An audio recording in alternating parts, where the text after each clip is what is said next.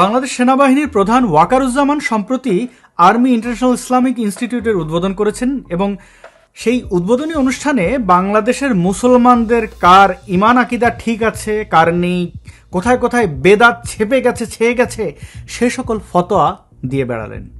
ভাবটা এমন যে তিনি আইআরজিসির প্রধান বা তালিবান হামাসের প্রধান।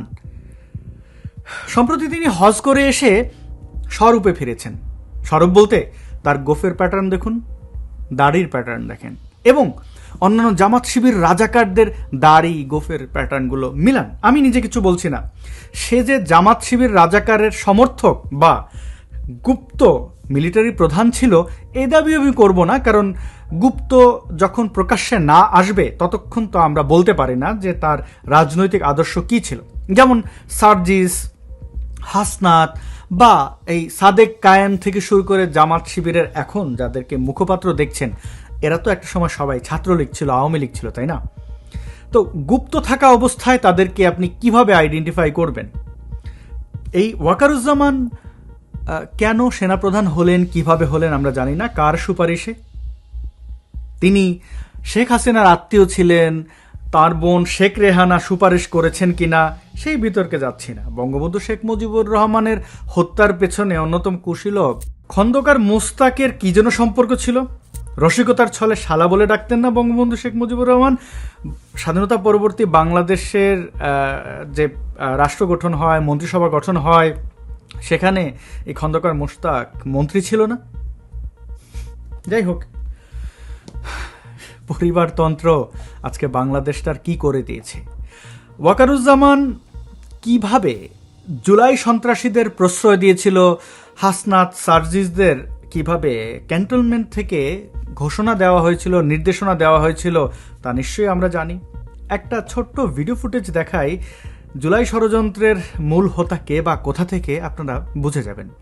4 তারিখ রাতেই 2024 সালের 4 আগস্ট রাতে সেনাপ্রধান জেনারেল ওয়াকারুজ্জামান কথা বলেছেন। আমাকে ডেকেছিল ওনার বাসায়, এবং আমাকে এর আগের দিন রাত 12:20 উনি টেলিফোন করে বলেন আপনি একটু আমার বাসায় আসবেন। আমি কিন্তু ওই ফোন কলটা পেয়ে একটু অবাক হয়েছিলাম। যখন আমি পরের দিন গেলাম, ওয়াই মি আমাকে প্রশ্ন করেছিলাম,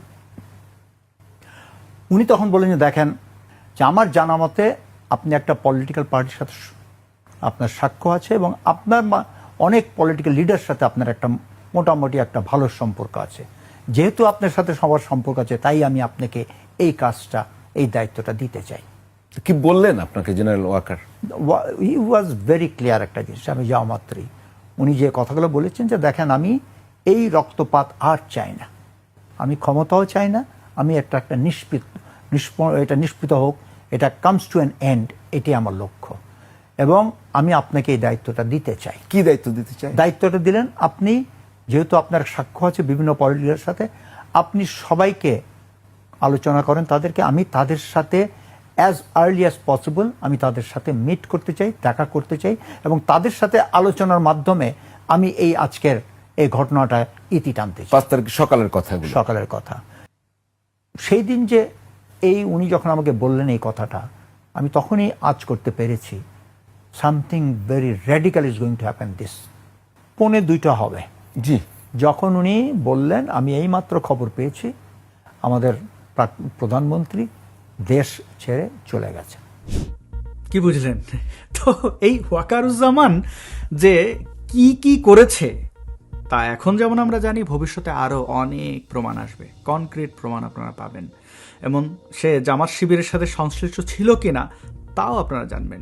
এখন শেখ হাসিনা কেন টের পেলেন না, গোয়েন্দা তথ্য কেন এড়িয়ে গেলেন, ভারতের যে ইনপুটগুলো ছিল ভারতের গোয়েন্দা সংস্থাদের কাছ থেকে, সেগুলোকে কেন উপেক্ষা করলেন, সেটা শেখ হাসিনা ভালো বুঝতে পারবেন, বলতে পারবেন। কিন্তু শেখ হাসিনার তো আর এই দেশটি নয়, সাফার করছি আমরা বাংলাদেশের মানুষ, আমরা বাংলাদেশের জনগণ। তো এইবার একটু ভাবি তো, সে যে ইনস্টিটিউট উদ্বোধন করলো, অর্থাৎ আর্মি ইন্টারন্যাশনাল ইসলামিক ইনস্টিটিউট, এটা কি তার বাপদাদার টাকায় করেছে? না। মিলিটারিরা বেতন কোথা থেকে নেয়? আপনার আমার ট্যাক্সের টাকায়, জনগণের ট্যাক্সের করের বড় একটা অংশ এই মিলিটারিদের পালার ক্ষেত্রে ব্যবহৃত হয়, এবং এই মিলিটারিরা কিন্তু দেশপ্রেমিক নয়। বাংলাদেশ মিলিটারি মধ্যে খুব সামান্য কিছু লোক থাকতে পারে দেশপ্রেমিক, বেশিরভাগই এরা দেশের প্রতি কোনো দায়বদ্ধতা পোষণ করে না। চাকরি করে, বেতন পাবে, পেনশন পাবে, এবং যারা অফিসার রয়েছে এরা বিদেশে পাড়ি দেয়। তো এদের কেন আপনারা পালছেন, অর্থাৎ বাংলাদেশের জনগণ, সরকার, আমি জানি না। বাংলাদেশের সাথে কার যুদ্ধ হবে? পাশের দেশ ভারত যদি বলে ওঠো তাহলে উঠবে, যদি বলে বসো তাহলে বসবে। শেখ হাসিনাকে তো এরা হত্যা করতে চেয়েছিল, এই ওয়াকার বাহিনী। শেখ হাসিনাকে বাঁচালো কিভাবে ভারত? বলেছে সুস্পষ্টভাবে যে শেখ হাসিনাকে জীবিত চাই, তাকে হত্যা করলে আমরা মিলিটারি স্ট্রাইক করব। প্যান্ট ভিজিয়ে ফেলেছিল ওয়াকার। এবার এই ওয়াকার জনগণের টাকায় আর্মি ইন্টারন্যাশনাল ইসলামিক ইনস্টিটিউট তৈরি করছে কেন জানেন? কেন ঘন ঘন পাকিস্তানি মিলিটারির বিভিন্ন সদস্যরা বাংলাদেশে আসে? আমরা জানি, সকল উত্তর আমাদের কাছে আছে।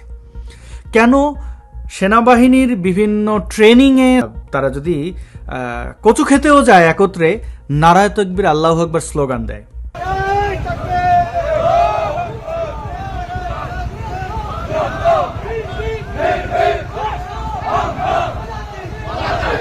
কারণ তাদের মননে মগজে হিন্দু বিদ্বেষ, ভারত বিদ্বেষ। আপনি যারা যে ভিডিও দেখছেন ভারত বিদ্বেষী হতে পারেন, কিন্তু ভাবেন তো, ভারতের সাথে যদি গ্যাঞ্জামে যান, মারামারিতে যান, আমাদের মিলিটারি কয় মিনিট টিকবে? এই মিলিটারির গোয়েন্দা সংস্থাই তো ডিজিএফআই। আপনারা যে আয়না ঘরের গল্প শুনেছেন, এগুলো কারা করে? আমাকে তো ডিজিএফআই গুম করেছিল, আমার পাসপোর্ট ডিজিএফআই কেড়ে নিয়ে নিয়েছিল, শেখ হাসিনার নির্দেশে। যদিও মানে শেখ হাসিনা সরকারের, হাসান মাহমুদ স্বরাষ্ট্র মন্ত্রণালয়ের নির্দেশনা ছিল, কিন্তু কাজটি মানে উদ্ধার করে দিয়েছে তো ডিজিএফআই। আমি নিজেই তো সাক্ষী। এই ডিজিএফআই আয়না ঘরে মানুষকে নিয়ে যেত। তাদের কি হয়েছে? ইউনূসের সরকার আসলো, কত কি হলো? তাদের কোনোভাবেই আইনের আওতায় আনা হয়েছে? না, হয়নি। এই এই এই কাওয়ার্ড মিলিটারি পারে পাহাড়ি আদিবাসীদের উপরে নির্যাতন চালাতে, বাঙালি স্যাটেলার সন্ত্রাসীদেরকে পাহাড়ে পুনর্বাসন করায়, পাহাড়ি আদিবাসীদের উপরে ধর্ষণ, নির্যাতন, নিপীড়ন চালানোর ঘটনায় আরো উৎসাহিত করে।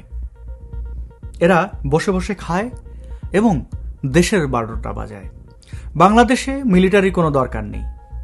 এরা শুধু পেরেছে ওই যে সাধারণ মানুষের উপরে নির্যাতন, নিপীড়ন চালাতে, রাষ্ট্রীয় যন্ত্র হয়ে মানুষকে গুম করতে, খুন করতে, এবং সাধারণ মানুষের বাদে যাদের খুন করেছে তাদের মধ্যে অনেক ব্যক্তি আমাদের এই বাংলাদেশের মহান নেতা, স্বাধীনতার ঘোষক বঙ্গবন্ধু শেখ মুজিবুর রহমান, যার এক তর্জনীতে এই বাংলাদেশের লাখো কোটি মানুষ একত্রিত হয়েছিল। মুক্তিযুদ্ধের নেতৃত্বে যদি একক কোনো ব্যক্তিকে ক্রেডিট দেওয়া হয় তাহলে সেটি বঙ্গবন্ধু শেখ মুজিবুর রহমান। অবশ্যই এই মহান মুক্তিযুদ্ধের আমাদের স্বাধীনতা অর্জনের ক্ষেত্রে আমাদের জাতীয় সকল নেতার অবদান রয়েছে, যারা যুদ্ধ করেছেন সকল পর্যায়ের মানুষের অবদান রয়েছে। কিন্তু বিশ্বের যে কোনো যুদ্ধে, যে কোনো সংগ্রামে নেতৃত্বের প্রয়োজন হয়, এবং সেটি একক নেতৃত্বই হয়। ফুটবল, ক্রিকেটে আপনারা অধিনায়ক দেখেন না?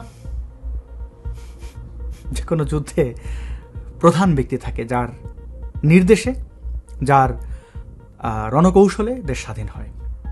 বঙ্গবন্ধু পালিয়ে যাননি, বীরের মতো তিনি এই স্বাধীনতা সংগ্রাম চালিয়ে গেছেন। একদিনে মুক্তিযুদ্ধ সংগঠিত হয়নি। যাই হোক, যদিও আমাদের অনেক ইতিহাস শুনতে হয়, তো সেই বঙ্গবন্ধু শেখ মুজিবুর রহমানকে সপরিবারে হত্যা করেছে এই কাওয়ার্ড মিলিটারিরা। বাদ দেয়নি পেটে থাকা শিশু শেখ রাসেল সহ অন্যান্য শিশুরা, নারীরা। এই কাওয়ার্ড মিলিটারি, এই মিলিটারি হত্যাযজ্ঞে পরোক্ষভাবে ইন্ধন দিয়েছিল জিয়াউর রহমান। জিয়াউর রহমানকেও তার প্রাপ্য বুঝে নিতে হয়েছে। এই কাওয়ার্ড মিলিটারিরাই হত্যা করেছে, জিয়াউর রহমানের বন্ধুরাই হত্যা করেছে। মিলিটারির হাতে রক্তে রঞ্জিত হয়েছে বহু সূর্য সন্তান এই বাংলাদেশে। যদি জিজ্ঞেস করেন বাংলাদেশ মিলিটারি হওয়ার পরে তাদের অর্জন কি, কাদের সাথে যুদ্ধ করেছে? শূন্য। কোনোদিন যুদ্ধ করবে? শূন্য। মিয়ানমারের সাথে যুদ্ধ লাগলে? শূন্য। এদের বসায় বসায় খাওয়ান। প্রিয় বন্ধুগণ, এই জামাত শিবির রাজাকারদের আসলে বীজ যে কোথায় কোথায় আছে সেটি বুঝতে গেলে আপনি বারবারই ব্যর্থ হবেন, কারণ অসৎ লোকরা গুপ্ত থাকে, তারা বিভিন্ন লেবাসে আসে।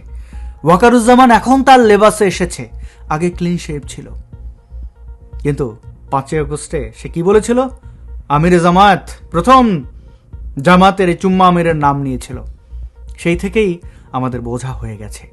শেখ হাসিনা কেন বুঝলেন না আমি জানি না, কিন্তু তার হাতে এই যে দেশের জনগণের অনেক কিছু নির্ভর করেছিল। মহান মুক্তিযুদ্ধের সকল স্মৃতিচিহ্ন ধ্বংস হয়েছে। ধ্বংস হয়েছে ধানমন্ডির 32 নাম্বার, ওটি আমারও বাড়ি। ওয়াকাররা চেয়ে চেয়ে দেখেছে। অনেক ধন্যবাদ ভিডিওটি শেষ পর্যন্ত দেখার জন্য। আইপিটিভির যে ইনিশিয়েটিভ রয়েছে সেখানে আপনারা যুক্ত থাকবেন আশা করি। আবার দেখা হবে নতুন কোনো প্রসঙ্গে। আজকের মতো এখানেই বিদায় চাইছি।